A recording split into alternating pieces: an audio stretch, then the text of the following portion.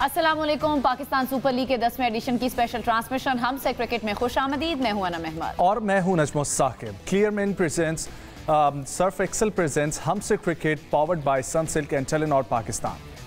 तो जनाब, पाक भारत कशीदगी के बायस PSL 10 के हवाले से अगर हम बात करें तो मेगा इवेंट 9 दिन तातुल का शिकार रहा। पाकिस्तान हर महाज पर सुरखरू हुआ और इस बार फिर मुल्क के तूलो अर्ज पर जिंदगी की रौनकें अब बहाल हो चुकी हैं। बात की जाए क्रिकेट के महाज की तो आज से एक बार फिर से रावलपिंडी क्रिकेट स्टेडियम में PSL 10 का एक सनसनीखेज मुकाबला कराची किंग्स और पेशावर ज़ल्मी के दरमियान खेला जाएगा। दोनों टीमों के लिए ये मैच निहायत अहमियत का हामिल है क्योंकि फतह उन्हें मेगा इवेंट में जगह दिलाने की दौड़ में मजबूत पोजीशन दिला सकती है। रावलपिंडी के मौसम की अगर हम बात करें तो मौसम ने भी मैच को एक चैलेंज बनाया हुआ है, जहां सूरज गरूब होने के बाद भी दर्जा हरारत 30 डिग्री सेंटीग्रेड से ऊपर बरकरार है। और PSL में अब तक सबसे ज्यादा विकेटें कराची किंग्स के अब्बास अफरीदी और इस्लामाबाद के जस्टिन होल्डर ने 15-15 हासिल किए, जबकि अब्रार अहमद 14 विकेटों के साथ तीसरे, जबकि हसन अली और फहीम अशरफ भी 14 और 13 विकेटों के साथ नुमाया हैं। बैटिंग की अगर बात करें तो बैटिंग के मैदान में मोहम्मद रिजवान 363 रन के साथ सबसे आगे हैं, जबकि साहिबजादा फरहान ने 321 रन, फ़खर जमान 309 और कराची के जेम्स विंस 294 रन के साथ सबकी तवज्जो उन पर मरकूज है। और पॉइंट्स टेबल पर कोयटा ग्लैडिएटर्स 9 मैचेस में 13 पॉइंट्स के साथ सर फहरिस्त है और Karachi Kings Islamabad United 10-10 points के साथ उनके ताक़ुब में है, जबकि लाहौर कलंदर्स 9 पॉइंट्स, जबकि पेशावर ज़ल्मी 8 और मुल्तान सुल्तान सिर्फ 2 पॉइंट्स के साथ सबसे नीचे है। इसी पर बात करेंगे। We have with us 2 former test cricketers in studio. On right we have with us Yasir Hameed. अस्सलाम वालेकुम यासिर भाई। On left we have Hasan Raza. Welcome back. Thank you so much. और हमारे साथ हमें ज्वाइन कर रहे हैं हर बार की तरह हमारे स्पोर्ट्स जर्नलिस्ट उस्मान खान। अस्सलाम वालेकुम उस्मान। अस्सलाम वालेकुम उस्मान। वालेकुम अस्सलाम।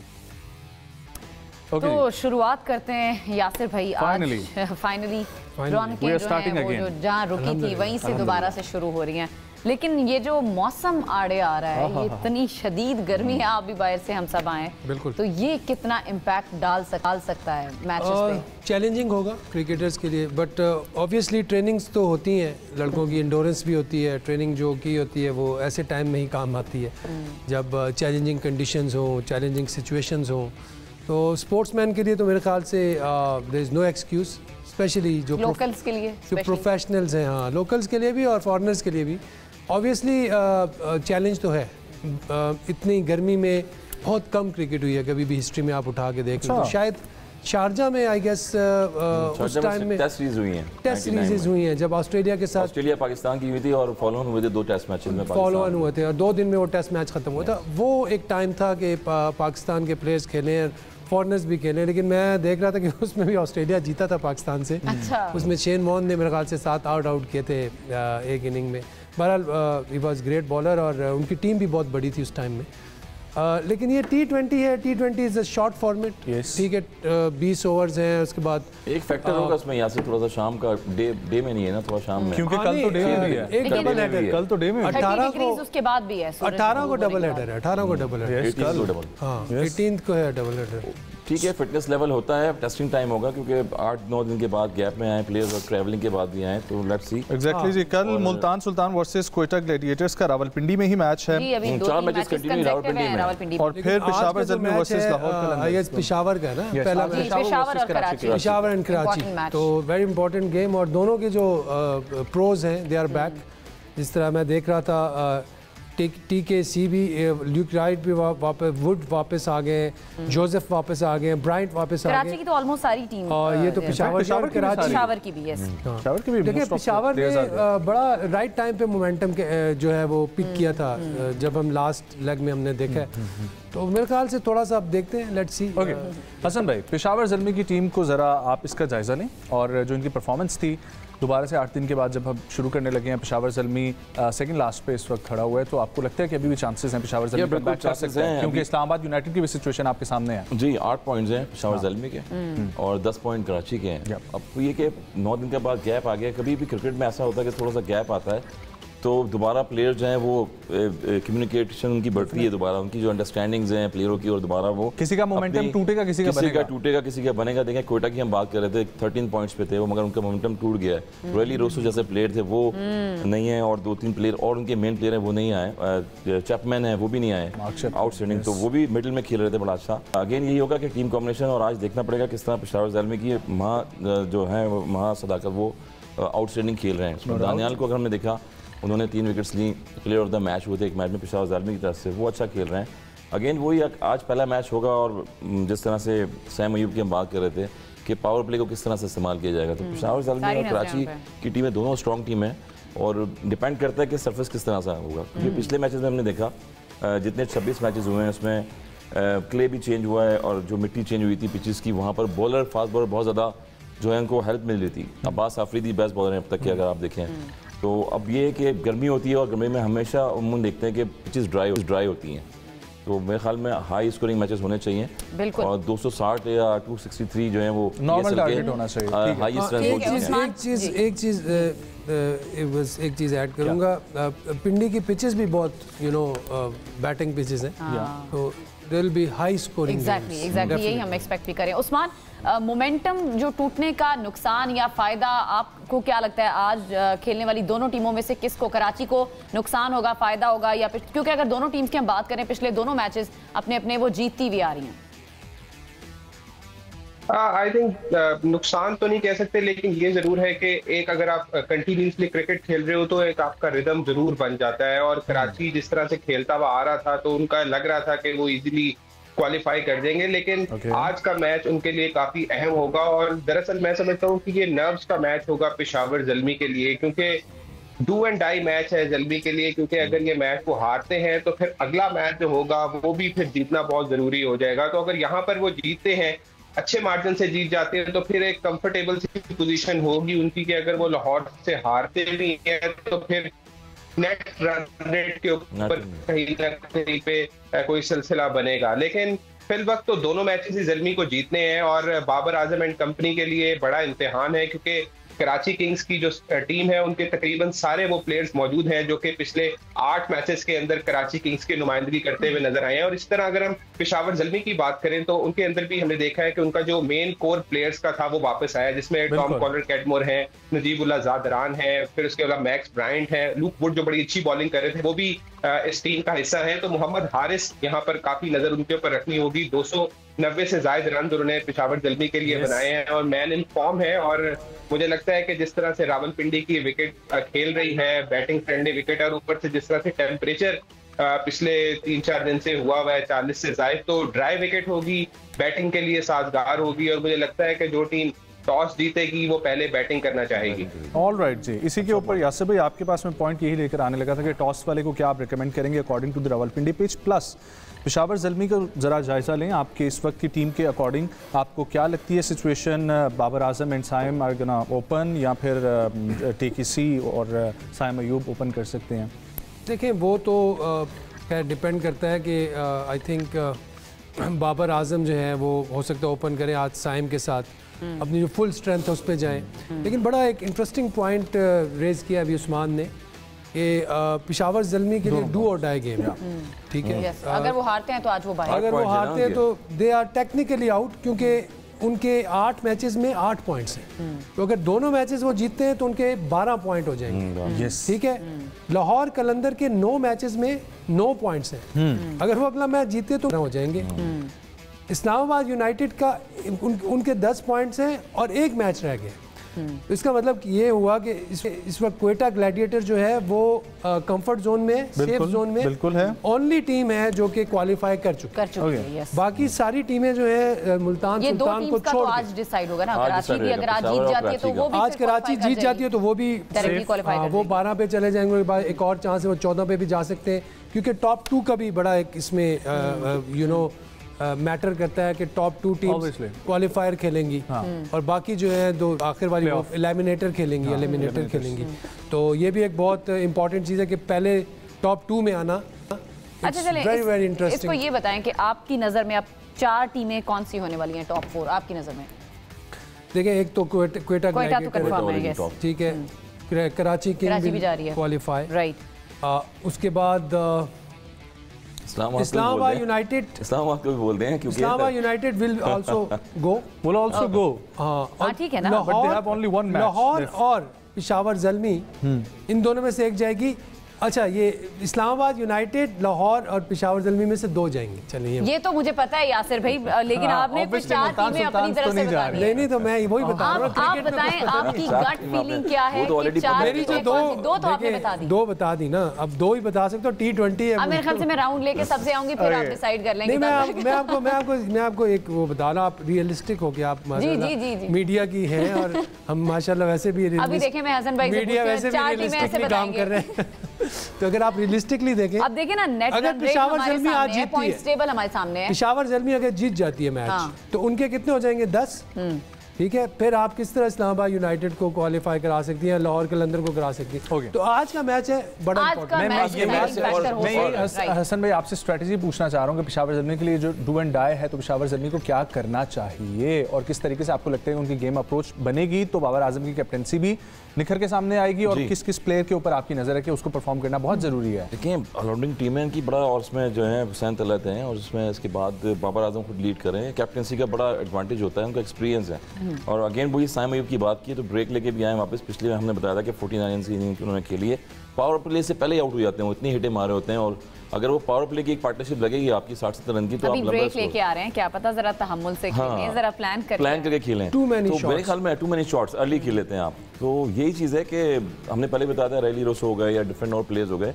जब आप उस्मान खान को अगर आप देखें, मुल्तान सुल्तान की मिसाल है कि वो सेंचुरियों पर सेंचुरियाँ करी हैं उन्होंने, फास्टेस्ट 50 भी की हैं और सेंचुरियाँ भी करी हैं, अपनी इनिंग्स को गेंद किया आगे मुल्तान सुल्तान से आउटस्टैंडिंग खेली और उसकी वजह से वो पाकिस्तान टीम में कमबैक करके कंसिस्टेंट खेल रहे हैं पिछले 4 साल। होल्ड करना पड़ता है अपने आप को। हाँ, अपने आप को। अगर आपने कंसिस्टेंटली परफॉर्म करना है, you have to hold yourself। वो आज किसी से मैंने शेयर किया कि मोहम्मद रिजवान की सबसे ज्यादा जो है ना वो स्कोर है, उन्होंने बोला कब बनाए? मुल्तान सुल्तान तो जीती नहीं। मैंने बोला नहीं, मैच देखते तो उन्होंने बनाए हैं स्कोर उन्होंने भी बनाए। और उन्होंने टॉप पे जब देखें आप, स्टार्ट उन्होंने लिया तो फिर टीम भी जो है लंबे रन करी है ये जो मुल्तान सुल्तान की। नो डाउट इस दफा तो हार गई, मगर अगेन महा सदाकत आउटस्टैंडिंग खेल रहे हैं। और बॉलिंग में अगर आप देखें यूजफुल है, पेशावर ज़ल्मी में 2 आउट किए उन्होंने। आउटस्टैंडिंग उन्होंने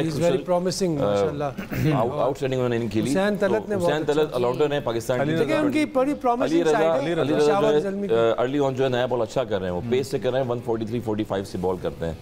तो आपके पास टीम कॉम्बिनेशन है। लुक वुड को अगर आप देखें तो लेफ्ट आर्म वो ब्रेक थ्रू देते हैं पेशावर ज़ल्मी में, और यार पेस भी है उनकी, पेस भी है उनका, आउटस्टैंडिंग बॉलिंग करते हैं। तो मेरे ख्याल में एक स्ट्रेटजी होगी। और अगेन ऑन पेपर देखें तो कराची की team nose out. On paper आपको कराची की भी अच्छी है हसन, और दोनों की कंपैरिजन चाहूंगा।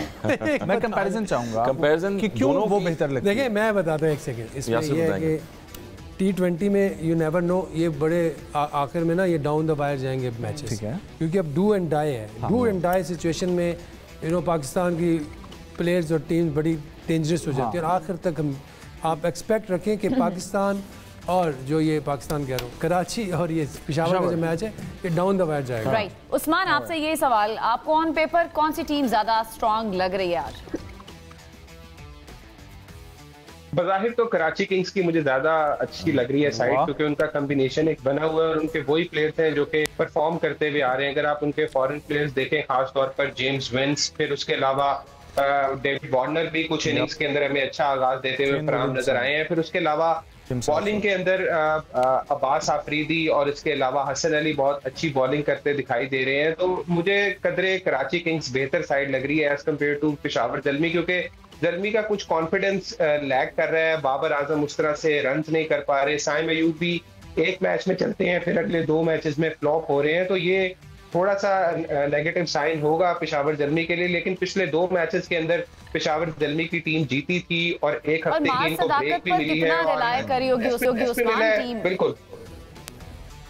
बिल्कुल कर रही होगी। नए खिलाड़ी हैं, नौजवान हैं और अच्छा परफॉर्म कर रहे हैं, तो उनके ऊपर भी कुछ ना कुछ जिम्मेदारी होगी। लेकिन जो मेन जिम्मेदारी है वो बाबर आजम कप्तान पे, फिर उसके अलावा मोहम्मद हारिस, साइम अयूब, टॉम कॉलर, कैटमोर, ये जो वो प्लेयर हैं, इनके ऊपर ज्यादा जिम्मेदारी बनती है कि वो ऊपर से आकर परफॉर्म करें और ज्यादा रन करें इस रावलपिंडी की पिच के ऊपर। क्योंकि जिस तरह की कंडीशंस इस वक्त बनी हुई है रावलपिंडी के अंदर, बारिश का कोई साइन नहीं है, ड्राई विकेट होगी, तो अगर पहले बैटिंग करते हैं तो उसके अंदर अच्छा स्कोर करें, 200 प्लस स्कोर होगा, तभी मैं समझता हूँ कि ये मैच वो सेव कर सकते हैं। क्योंकि जिस तरीके से पीछे हमने बैटिंग देखी है इनकी, डेविड वार्नर की, जेम्स वेंस की, तो वन साइडेड मैच बदलते हैं। फिर इरफान खान उनकी टीम के अंदर परफॉर्म करते दिखाई दे रहे हैं। फिर उसके अलावा खुशदिल शाह भी कराची किंग्स का हिस्सा है। तो एक अच्छा कॉम्बिनेशन कराची के पास मौजूद है और इस दफा उनकी टीम लग रही है ऑन पेपर के काफी स्ट्रॉन्ग साइड है। राइट अगर अब बॉलिंग की हम बात करें, बैटिंग की हम बात कर रहे थे, लेकिन बॉलिंग में यासिर भाई आपको कौन सी साइड बेहतर कॉम्बिनेशन के साथ नजर आ रही है? देखिए बड़ा इम्पोर्टेंट है कि बॉलिंग जो है वो वही बात है कि जो स्पॉट ऑन बॉलिंग वो जो हम बात करते हैं क्योंकि हाई स्कोरिंग गेम्स में आपको बॉलर्स ही मैच जिताते हैं। You need no mistake. Abbas Afridi बड़ी अच्छी बॉल कर रहे हैं। अब्बास अफरीदी ने टॉप बॉलिंग कर रहे हैं। टॉप बॉलर्स क्योंकि पेस ऑफ करते हैं ना वो। अब्बास अफरीदी की क्वालिटी ये है कि वो उनकी आर्म स्पीड जो हैंड स्पीड उसी तरह होती है, उसमें वो फ्लोअर ऑन करते हैं। ल्यूक वुड जो है, ये एक बड़ा अच्छा बॉलर है जो कि पेशावर ज़ल्मी के लिए ब्रेक थ्रूज देते हैं। इनको हमने देखा कि ब्रेक थ्रूज देते हैं, बट मुझे लगता है कि आज बॉलर्स की थोड़ी सी ना पिटाई होनी है क्योंकि रावलपिंडी की पिच है। तो उसमें जो मिस्ट्री बॉलर हो वही शायद बच सके। तो मेरे ख्याल से एक साइम अयूब का मुझे लग रहा है कि वो शायद कोई, क्योंकि वो जो करता है वो प्रेशर टाइम में वो विकेट जैसे इंडिया की पिटाई हुई थी वैसे पिटाई हुई थी आज बॉलर की। अच्छा, इंटरेस्टिंग फैक्ट ये है कि जब उस्मान भी बता रहे थे और हसन भाई भी ये कह रहे थे, आप सबका ये मानना है कि ऑन पेपर कराची किंग्स ज्यादा मजबूत नजर आती है, तो उसमें बॉलिंग साइड भी काफी तगड़ी नजर आती है हम पेशावर की निस्बत। उसमें हम आएंगे पॉइंट लेकर, एक छोटा सा ब्रेक शामिल करते हैं। कहीं मजा हमारे साथ।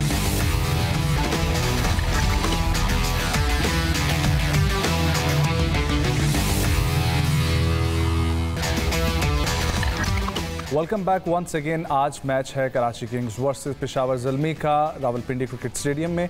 हसन भाई, सवाल जिस हवाले से हम लोग बात कर रहे थे और ऑफ द रिकॉर्ड भी हमने डिस्कशन की काफ़ी क्रिकेटर्स के बारे में जो बॉलर्स हैं दोनों टीम्स की तरफ से, ज़रा कंपैरिजन करें।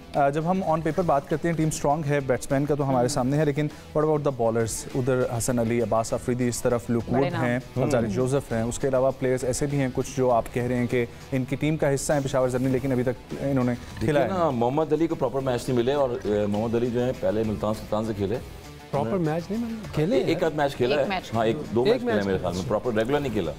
और मगर उसने आउट किया, टॉप किया उसने मुल्तान सुल्तान से, फिर फ्रेंचाइज ने पिक किया पेशावर ज़ल्मी में है। और क्योंकि लुक वुड अच्छी बॉल कर रहे हैं अर्ली ऑन बीच में, मां सदाकत आ गए। मेहरान मुमताज़ पिछले 2 साल से पाकिस्तान टीम के साथ रहे और उन्होंने T20 का भी कैंप ज्वाइन किया, पाकिस्तान में वर्ल्ड कप पिछला हुआ था उसमें भी कैंप ज्वाइन किया, वो अभी तक कोई मैच नहीं खेला, सरप्राइजिंग है। उसके बाद let's compare with Karachi Kings. Karachi Kings में अब्बास अफरीदी टॉप पे हैं, अभी हसन अली जिस तरह बॉल कर रहे हैं वो आउटस्टैंडिंग बॉलिंग कर रहे हैं। टीम कंपेरिजन किया था ऑन पेपर दोनों टीमें बड़ी अच्छी हैं। अब हमने पहले बताया कि जब पिछले मैचेस 26 हो गए हैं वो उसमें सरफेस ज़रा डिफरेंट था, जितने भी फास्ट बॉलर्स हैं उनको बड़ी हेल्प मिलती थी। और वे एंड टेल ऐसा कर रहे हैं अब्बास लेकिन अब रावलपिंडी है तो 4 मैचेस कंटिन्यू यहाँ पर हैं और 3 उसके बाद लाहौर में होंगे।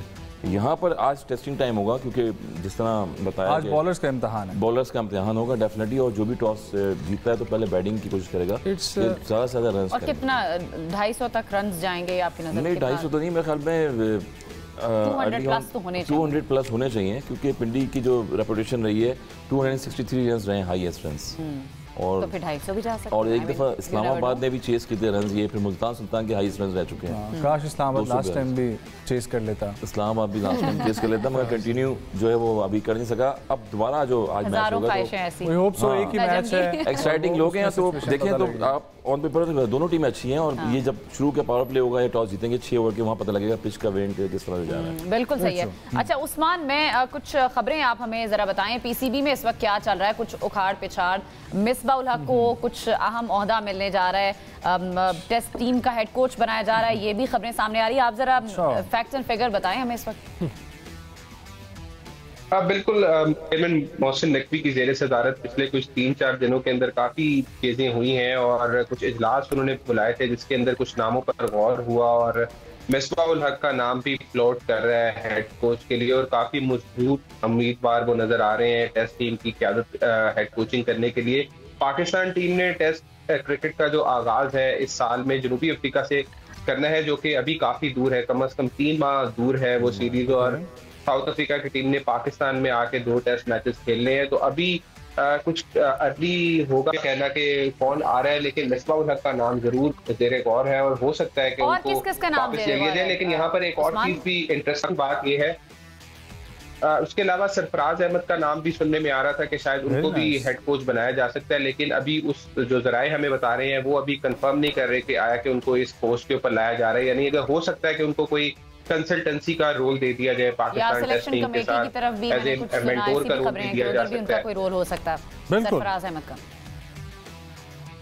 बिल्कुल हो सकता है, लेकिन अभी कुछ भी कहना कबल वक्त होगा। लेकिन यहाँ पर मैं एक चीज जरूर ऐड करना चाहूंगा, क्योंकि इस्लामाबाद यूनाइटेड के जो हेड कोच हैं माइक हेस्टन, वो पाकिस्तान वाइट बॉल टीम के कोच बने हैं और उन्हें जराए हमें ये बता रहे हैं कि 2 साल का कॉन्ट्रैक्ट दिया गया है। अभी ये बात वैसे मीडिया के ऊपर तो नहीं लाएगी, लेकिन हमने कुछ लोगों से पूछने की कोशिश की कि क्या इनका कॉन्ट्रैक्ट हुआ है और किस तरह से वो यहाँ पर, क्या उनको फ्री हैंड दिया जाएगा सिलेक्शन कमेटी के अंदर और उनका रोल क्या होगा।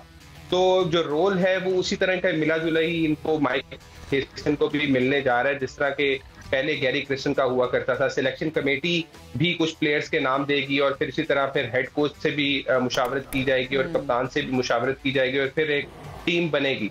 लेकिन यहाँ पर एक बात और भी बहुत इंटरेस्टिंग है कि जो मेंटोर्स थे चैंपियंस कप के, उनको हटाया गया है और उन मेंटोर्स के अंदर मिसबाह उल हक का भी नाम था और अब वो नाम आगे हेड कोच के लिए जा रहा है। तो यहाँ पर काफी सवालात उठते हैं कि एक तरफ आप चैंपियंस कप के जो मेंटोर्स थे उनको आप हटा रहे हैं उनकी नाकिस कारकर्दगी पर, जो हमें अभी तक बताया गया है कि जो उनका परफॉर्मेंस का जायजा लिया गया तो वो उस तरह के रिजल्ट्स नहीं दे सके उस चैंपियंस कप के अंदर। वकार यूनस थे उसके अंदर मेंटोर, फिर उसके अलावा शुएब मलिक थे, सरफराज अहमद थे, सकलैन मुश्ताक भी थे मेंटोर एक टीम के, फिर इसी तरह मिसबाह उल हक भी थे।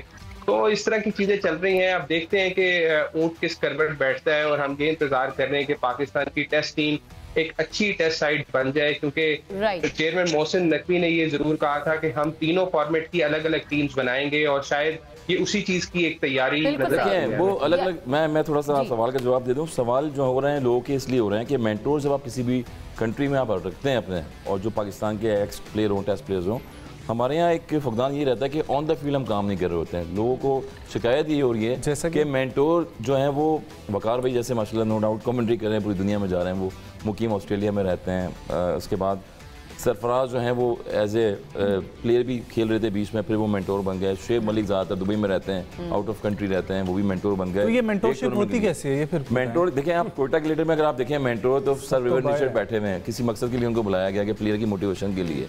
और प्लेयर की मोटिवेशन ये होती है कि ऑन द फील्ड क्या काम कर रहे हैं आप। अगर सैलरियाँ ले रहे हैं, क्रिकेट ऑन द फील्ड जो है वो कितना गेन कर रहे हैं, प्लेयर्स को कितने आप डेवलप कर रहे हैं टैलेंट हैंड प्रोग्राम में। अभी आकिब जावेद जो है डायरेक्टर लगे हैं अकेडमी के, एनसी अकेडमी में, और यकीनन वो खुद एज ए फास्ट बॉलर रह चुके हैं। लाहौर के अंदर में भी बड़ा उन्होंने काम किया, एक फ्रेंचाइज बनाई है बुनियाद। तो हमारे यहाँ मेंटरशिप तो हर प्लेयर को किसी को बना देते हैं, मगर वो ऑन द फील्ड 6 महीने या 1 साल क्या काम कर रहे हैं वो बड़ा मैटर करता है। तो ये इंपॉर्टेंट चीज़ है कि यही तो सवाल है, किसी को भी क्यों बना देते हैं, कोई तो ग्राउंड देखिए ये तो चेयरमैन क्रिकेट बोर्ड है ना, उनका जो जिनको मेंटोर बना रहे हैं, अगर पाकिस्तान क्रिकेट बोर्ड इतने पैसे दे रहा है उनसे काम भी ले फिर ऑन द फील्ड। उनका स्क्वाड बनाए। टेस्ट टीम में आप देखेंगे आपके 2 टेस्ट बॉलर जो हैं साजिद खान और नोमान, 2 टेस्ट बॉलर हैं जो 30 से ऊपर एज जो है। तो क्या पाकिस्तान में आपके पास ग्रास रूट लेवल पर इतनी क्रिकेट होती है? वहाँ पर 22 साल का लड़का नहीं मिल रहा आपको, 24 साल के नहीं मिल रहे, 25 साल के नहीं मिल रहे जो अपकमिंग टेस्ट क्रिकेट में खेले, 50 ओवर के गेम खेले। तो पाकिस्तान में 25 करोड़ की आवाम में ऑन द फील्ड काम करना बड़ा इंपॉर्टेंट है। बिल्कुल, और वो बड़ा उसके लिए। यासिर भाई आपका इस पे क्या टेक है? तो ये चैंपियंस कप में अभी काफी सारे सवालात, कुछ तो हसन भाई ने उठाए, जिस तरह उस्मान ने भी बात की है कि एक तरफ चैंपियंस कप में आप मेंटोर जिसमें मिसबाह उल हक भी थे शामिल, उधर से हटाया, आप दूसरा एक बड़ा ओहदा उनको दे रहे हैं और वो नाकिस कारकर्दगी वाज द रीजन, मतलब बेसिकली ये बस वो उनको यही लगता है कि वो उसको आता है काम। अच्छा, आपको लगता है ये मेंटोर्स की नाकिस कारकर्दगी थी? एक जगह पे उससे काम सही नहीं हुआ तो वो दूसरी जगह पे अच्छा कर लेगा। ये तो जो डिसीजन मेकर्स हैं, ये उनकी सोच है ना, जाहिर है वो उनकी गुड बुक्स में है। ओके, और वो आप कह रहे हैं गुड बुक्स में होना मैटर करता है? गुड बुक्स में होना बहुत जरूरी है। नहीं है? क्यों नहीं है? देखिए, गुड बुक्स में होना बहुत जरूरी है। ओके, गुड बुक्स, अगर आप गुड बुक्स में नहीं है तो you can not get any job. Right man for the right job, बिल्कुल सही डिसीजन होगा अगर right man for the right job. लेकिन अगर आप वो उनकी बुक्स में ही नहीं है तो आप राइट है या रॉन्ग है तो मैटर ही नहीं करता ना। लेकिन आपकी नजर में मिसबाह उल हक सही इस चीज़ के इस ओहदे के? देखिए मिसबाह-उल हक पे मुझे उस पर कोई एतराज़ नहीं है। मिसबाह-उल हक के पास एक्सपीरियंस है, मिसबाह-उल हक ने डिलीवर किया एज ए कैप्टन, उसने मैनेजमेंट में भी, लेकिन डोमेस्टिक में मैंने नहीं देखा उसने किसी टीम की कोचिंग की है। देखिए अगर आपने टेस्ट टीम का कोच बनाया तो आपने फर्स्ट क्लास के कोच को देखना है कि यार कितनी उसकी परफॉर्मेंस है उधर। इंटरनेशनल एक्सपीरियंस में उसका कोई उसका नेमल बदल नहीं है। लेवल में, डिस्ट्रिक्ट में, डोमेस्टिक में क्या परफॉर्मेंस है, ठीक है प्लीज। उसके जो इंटरनेशनल जो उसका जो एक्सपीरियंस है, उसका जो इंटरनेशनल एक्सपोजर है, नो डाउट। लेकिन आपने आगे क्या डोमेस्टिक में किसी टीम को चैंपियन बनवाया? नो। ठीक है, आप डिपार्टमेंट के स्वी गैस के कोच थे, इस दफ़ा स्वी गैस की खैर परफॉर्मेंस भी बहुत नीचे रही है, बॉटम पे आए हैं। चैंपियन टीम है, कोई भी रीज़न हो सकती है, मैं वो बात नहीं कर, बट जो लड़के, जो कोचेस जो सालों साल एक एफर्ट कर रहे हैं। In fact we have the name Mike Tyson. आप जिस तरीके से उनका Mike Tyson is a very good choice, और ये न्यूजीलैंड टीम को जिता के आ रहे हैं। एक तो इसमें अकड़ नहीं है ना। देखिए वो गैरी कर्स्टन भी है टीम जिता के। थोड़ा सा ना मुझे बात कंप्लीट करनी। ओके अब माइक टायसन जो है, टायसन है क्या नाम है? हैसन टायसन कह रहा हूं। माइक हैसन की अगर मैंने जो उसकी जो बॉडी लैंग्वेज है और जो उसका जो ट्रैक रिकॉर्ड भी है इस्लामाबाद के साथ, वो टीम बनाने वाला बंदा लगता है। देखिए इस्लामाबाद यूनाइटेड को अगर आप देखें, कम रिसोर्सेज के साथ भी वो ज़्यादा परफॉर्म कर लेते हैं। उसका मतलब ये है कि उसको पता है यार किस किस चीज़ को कहाँ पे मैंने फिट इन करना है। ठीक है, मेरे ख्याल से ये बहुत अच्छी एडिशन है। एक तो उसमें ज़्यादा उसका बहुत हाई प्रोफाइल नहीं है कि यार उसका एक स्टेक होता है, नाम होता है। जैसे गैरी कर्स्टन की बात नहीं मानी तो वो कहते हैं यार थैंक यू वेरी मच, मैं जा रहा हूँ, मुझे कमी नहीं है नौकरियों की। प्रोफेशनल कोच, प्रोफेशनल है, वो काम करना चाहता है, बिल्कुल ही वांट्स टू वर्क, तो अपना 100% पुट इन करेगा। तो उसकी एक उसका एक स्ट्रेचर ऐसा बन जाता है, उसकी पर्सनैलिटी ऐसी बन जाती है कि वो बहुत सारी चीज़ें बर्दाश्त भी करते हैं। ठीक है उस्मान, वैसे क्या क्राइटेरिया होता है हेड कोच का और क्या होना चाहिए? अभी तो ज़ाहिर अंदर की खबरें तो आपके पास हैं, तो क्या क्राइटेरिया बेसिकली होता है और क्या जो हमें नज़र आता है?